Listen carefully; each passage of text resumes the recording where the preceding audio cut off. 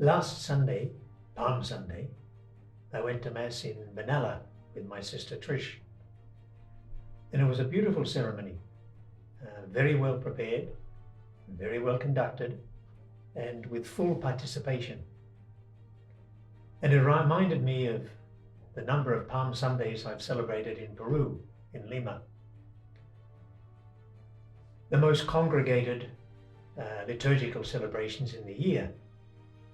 Thousands of people want to have their palms, palm branches, which they weave and bring to the church for a blessing. And of course there's the confusion because so many people are there. There's the zeal to get these blessed and then take them home and put them on the wall somewhere in the house.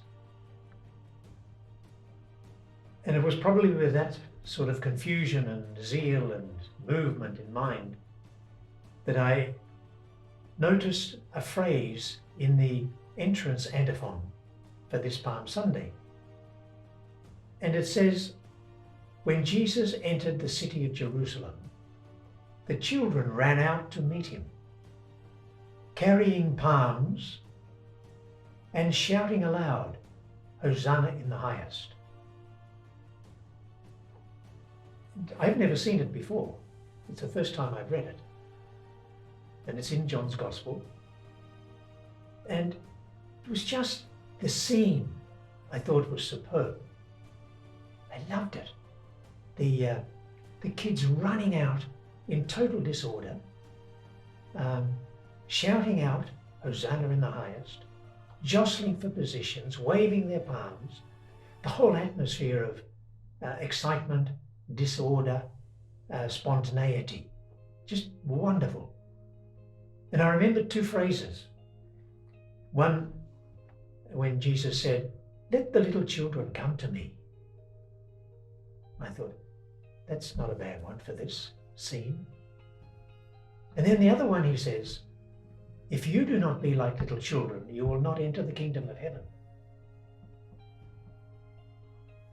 And I thought, what a presentation of the kingdom that the Father wants for us and that Jesus inaugurated, preached and lived in his time.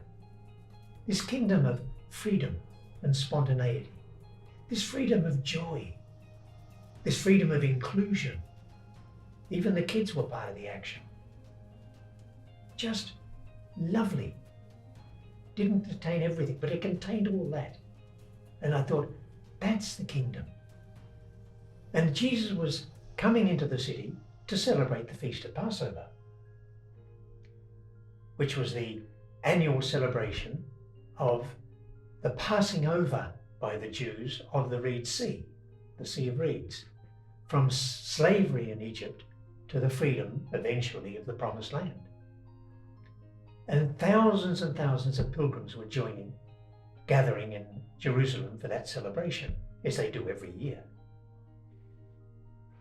But I was also conscious that's the kingdom that Jesus, the Father, wants to inaugurate and wants to be a reality in our world.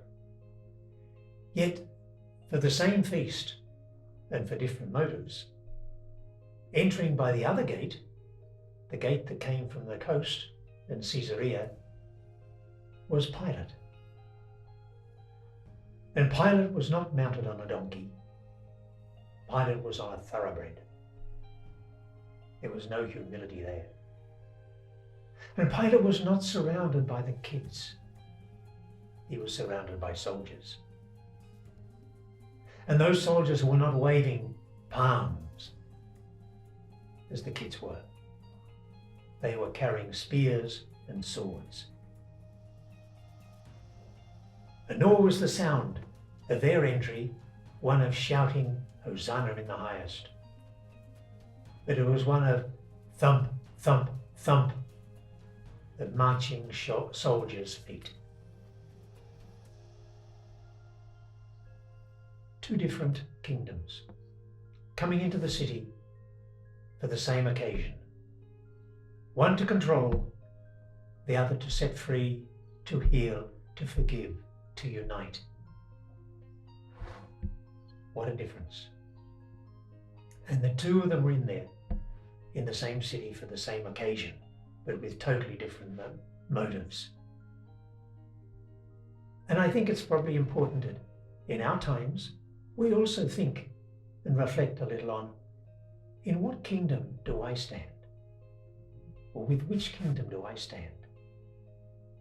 Where am I today, in today's world? Am I more with the kingdom that Jesus inaugurated, that the Father wants for us?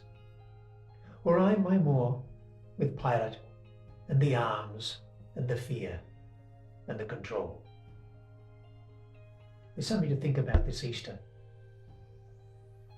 So thank you. Have a good Easter. May it be a blessed time for you and your family. Thanks.